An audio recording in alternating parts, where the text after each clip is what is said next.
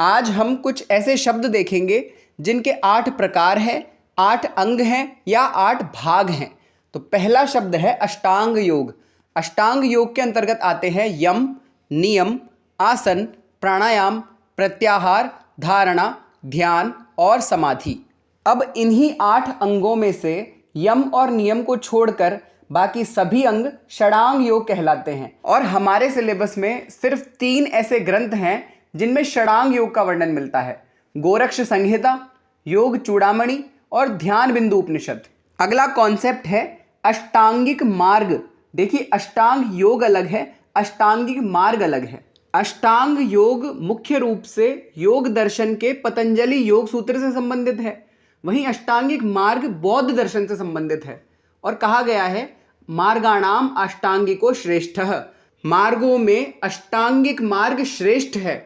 और एग्जाम में एक बार क्वेश्चन भी आया था जहां यह फ्रेज दिया गया था और पूछा गया था मार्गाणाम अष्टांगिको श्रेष्ठः, यह बौद्ध दर्शन के किस ग्रंथ से लिया गया है?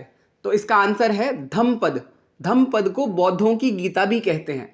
अब अष्टांगिक मार्ग के 8 अंग हैं: सम्यक दृष्टि, सम्यक संकल्प, सम्यक वाक, सम्यक कर्मांत, सम्यक आजीविका, सम्यक व्यायाम, सम्यक स्मृति और सम्यक समाधि। एक बार एग्जाम में ये क्वेश्चन भी आया था कि सम्यक व्यायाम का फल क्या है? तो सम्यक व्यायाम का फल है विचार शुद्धि।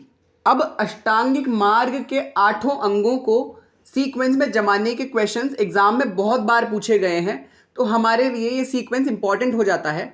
अब अगला शब्द है अष्टकर्म। हमने घेरंड संहिता और हठ योग प्रदीपिका में षटकर्म देखे हैं, परंतु हठ रत्नावली ही एकमात्र ऐसा ग्रंथ है जिसमें अष्टकर्म का वर्णन है। और वे अष्टकर्म हैं चक्री, नौली, धौती, नेति, बस्ती, गजकर्णी, त्राटक और मस्तक भ्रांति। ये अष्टकर्म घट शोधन करते हैं, यानी शरीर की शुद्धि करते हैं, अतः इन्हें गोपनीय रखना चाहिए। अब अथर्ववेद में एक जगह कहा गया है अष्ट चक्रा नव द्वारा, यानी शरीर में अष्ट चक्र होते हैं और नव द्वार होते हैं। बहुत सारे उपनिषदों और ग्रंथों में कुंडलिनी को अष्ट प्रकृति वाली बताया गया है, और कुंडलिनी की अष्ट प्रकृति है आकाश, वायु, अग्नि, जल, पृथ्वी, मन, बुद्धि और अहंकार। अब अगर आपने सेट 2026 के लिए एग्ज़ाम फॉर्म फिल किया है तो आपको पता होगा कि एग्ज़ाम में 2 महीने भी नहीं बचे हैं। 13 सितंबर को एग्ज़ाम है और सभी एस्पिरेंट्स में सिलेबस को लेकर बहुत कन्फ्यूजन है कि क्या पूछा जाएगा, कैसा पूछा जाएगा।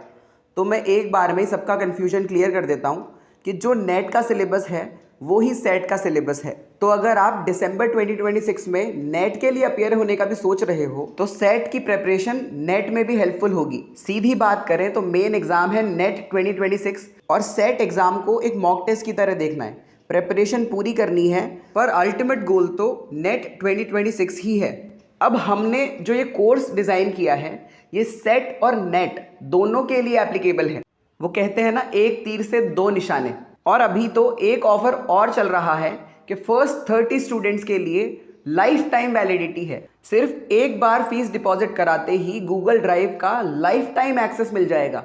पर मैं दिल से ये चाहता हूँ कि दिसंबर 2026 के बाद आपको उस कोर्स की ज़रूरत ही ना पड़े, क्योंकि मैं नहीं चाहता कि आपको उस लूप में फंसा रहना पड़े जहाँ पर नेट हो गया पर जेआरएफ नहीं हुआ, पीएचडी हो गया पर नेट नहीं हुआ। मैं चाहता हूँ कि ये अटेम्प्ट आपका आखिरी अटेम्प्ट हो और इसी अटेम्प्ट में आप जेआरएफ क्रैक करके जीवन में और बड़े लक्ष्यों को प्राप्त करने का प्रयास करो।